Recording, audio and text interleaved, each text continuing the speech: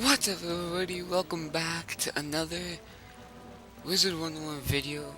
Today I'm going to be showing you guys my Exalted Balance PvP gear setup and deck setup. And because of that, I'm going to be giving you guys a new series to the channel. Road to Warlord, Exalted Balance, PvP. But I'm gonna start that next episode. So like next video. In the first video, I'm just gonna be announcing it and showing you my PvP gear and stuff. So yeah. But even though we're starting a new series, we're still gonna continue Road to All Sides. Don't worry about that. Yeah, we'll just like go back and forth with each series. Yeah. So first, I'm here in my very own arena. So yeah, so for my gear setup, I'm just gonna start that right away. I on Twitter I posted what should I use for my Exalted Balance PvP, and yeah, I'm wearing my Balance PvP set right there. So for the hat, Crocopatra Justice Fez, that's from Crocopatra's Exalted Gauntlet. It is slightly better than Malister's. Wait, do I have Malister's? I have it, but I don't know where. I have it, but it's probably in my bank somewhere. It's slightly better than Malister's, which is good. It has more critical, and I think one more damage. I'm not really so sure. I basically just use this. It's great. It gives a bunch of health. Great power pip, pierce, resist, critical damage, shadow damage, which I don't really care about that, and 2% shadow pip. That's great. Sometimes if I face a storm, I could just use this. It gives me more elemental resist, more critical, same damage, but less health. So yeah, this is what I use for my hat. It's not really that bad. It's actually great. Yeah. Now for the robe, Bone Smasher robe of Pose. This robe is from Rattlebones Exalted. It is again slightly better than the Monster robe for balance. For Storm, none of the gauntlets drop good stuff. I suggest Monster robe, but Monster stuff. But for balance, this is better than the Monster, slightly better again. I think it has like 2 more critical. More health. I think it's less power pip, I'm not sure. Less accuracy. Same damage, I think. Yeah. And this robe does give a counter force spell instead of Shadow Trap, which is better. Which is more like worth it for PvP because it does give that 20% balance pierce and 50% balance critical, which will help you if you use the dispel and shadow strike. You just pierce through the whole resist basically. For boots, Sabtons of the Exalted one. This is Mouser boots. My bad. If you don't have these, you could use Meowdy Exalted Gauntlet boots. It does give less. It gives the same balance damage, but it does give less block. I'm not really so sure after it's besides like for the rest. But yeah, so this is what I use for both boots. You can get it from Alistair. For the wand, I use the Fortune Teller's Peerless Eye. Can't really pronounce that. Sorry. It does give that extra block. I did use Jack Howell's guitar, which for if you want a critical. If you want to land a critical, you could use that. But I usually use this because it does give more block and that extra 5% damage, which is amazing, and that power pip. But also, which pretty good for this too is that it's a may cast wand. So if who knows if the opponent uses a tower shield, you could just use the wand spell, and who knows, you might get a may cast and deal 1,000 on it. So this one's actually not that bad. You could get it from the Terror's Horde pack, which is right over here. Here, yeah. And for the themes, I do use a theme of the Chosen One. It's a great theme from Morgan. I think it's better. It's better than this, which is dropped from the first boss in Darkmoor. It does give that extra one damage, and it's just like just one less than block. That doesn't really matter. It's just one. Well, the thing, what's it called? The Darkmoor thing does give extra 2% accuracy, which is okay, but like you don't really need it. It's just 2. The Morganth one does give more power pip chance, 2 less health, and 32 less mana, which you always have enough mana. You don't care about that. Don't worry about that.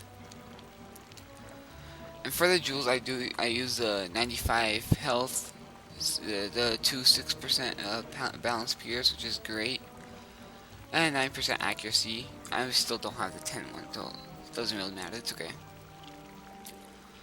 So yeah, that's what I use for the theme. For the amulet, Morgan's Shadow of Amber. Almost one of the best amulets in game. The Morganth one and the Amulet of Divine thing. It's great. It gives 35 block, 30 critical, 3 resist, 205 health, 2% pierce, and also gives you that extra 2 dragon blades, which is great. For the jewels, 95 health and 5% stun resist. That 5% stun resist could be useful. I actually, for when the last member benefit was the tourney one, I actually almost stun blocked almost all stuns, so yeah. For the ring, Alpha and Omega, almost one of the best rings in game. You could use that for like, right when you get to 90, make sure to get this ring. It's one of the best rings in game, unless you get the duelist one, so yeah. 370 health, 135 mana, 14% power pip, 30 block, 10% damage to all schools, 17 incoming health. For the jewels, 94 health. I could change it to the 95, which gives an extra health. And the balance pierce, 6% balance pierce, which is great. Now onto my pet. King Sparky is this is for my PvP. I use this because it does give that triple damage, pain giver, add balance dealer, which is great. That 9% resist is amazing for this PvP. And I had to change to Ultra to get that balanced assailant in, which will give an extra critical, because critical now is actually worth it. The amount doesn't matter. And this is my deck, which is crafted Darkmoor deck. The one with the triangle. I'm still for the triangle slot. I'm still trying to put the Wrath of Aquila jewel in. I still never got that. It would be worth it if you use it, like if you know how to use it. If you know how to use that jewel, so it does give that 60 health, 18 balance critical, 2% shadow pierce, and that 1 plus 1 normal pip. Okay, now I'll show you the stats, which is right here. 21 for elemental and spirit, 111 for balance, and 27 for shadow. 48 across the board, 50 for shadow because of that deck. Accuracy 5 across the board, 25 for balance. This is just like no fizzle, it goes over 100. so you'll always pass. You'll always power through, unless they probably put a black mantle on you. 145 critical across the board, 463. The percentage is 85%, which is not that bad. It's okay. For block, 302, 67% block. Altogether, 67%. Sorry, I can't talk today. 67%. For armor piercing, 7 for all, and 25 for balance, which is not that bad. 103 power pip for power pip chance, 5% shadow pip, 5% stun resist, and 17 in outgoing and outgoing. I did vote if you guys want these status on Twitter, and most of you guys said this, which I'll go with this because it's actually not that bad if you look at it. Now onto the deck setup. Here's my deck setup. 2 stun blocks, which is not bad. You could, if you're facing an ice or any other school that stuns, you could just put these up. Max tower shield, cause tower shield. Everybody uses tower shield in PvP. Oh my gosh, sorry. Yep. So how much is this? 6 volcanic shield. You'll always be facing a storm or a fire in PvP, so I suggest just putting that up. 3 cloak, just to make sure that they don't know what you're doing. I don't know if this actually works a lot, because some people use this, and I still get to see what they're using, so I'm not sure. Of course, max colossal, you need that to enchant your spells. 2 legend shield and 2 dream shield, because for the spears, for spear schools, you'll most likely not to be facing these, but you could still pop them up, because who knows, you might. You could just use these and some tower shields to protect yourself. 1 feint just in case if you want to do that extra damage. 5 infection, make sure after you hit and they're on low health, you can just put that up on there so their heal will be weak. 6, that's 7 Avaline hands. If you need health, you could use that up. Make sure that you don't discard them until you don't have any, and then you're gonna be in trouble. 2 Gaze of Fate, 2 Lore Master, 5 Mana Burn.